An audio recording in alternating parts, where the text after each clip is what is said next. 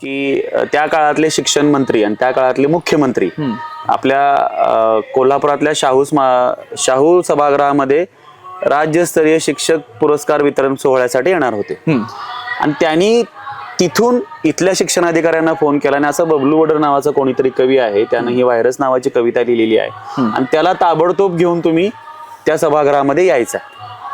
5 सप्टेंबरला आम्ही कार्यक्रमाला येणार आहे. आणि त्यांच्या पीएचा पण मला अगोदर फोन आला. माझ्याकडे साधा डबड्याचा फोन त्यावेळेला होता आणि माझ्यातलं सिम कार्ड काढून मी मित्राच्या फोन मध्ये घातलं होतं, कारण मला अगोदर सांगितलं होतं साहेबांचा फोन तुम्हाला येणार आहे.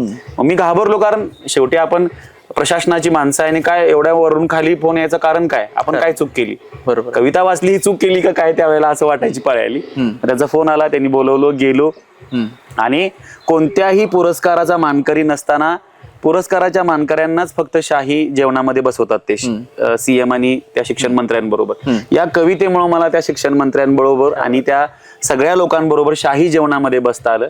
म्हणजे कविता काय करू शकते एवढंच मला तुम्हाला इथं सांगायचं विनम्रपणे, की कविता क्रांती करू शकते. माझा त्यांचा काही संबंध नव्हता. शाळेतून उचलून आणलं, त्यापर्यंत नेलं आणि कविता वाचायला लावली. त्यामुळे महाराष्ट्रभर आणखीन ती कविता फिरली आणि बऱ्याच लोकांना ती आवडली पण. मला असं वाटतं की त्या पाठीमागे केलेल्या ह्या सगळ्या कष्टाचं ते फलित आहे.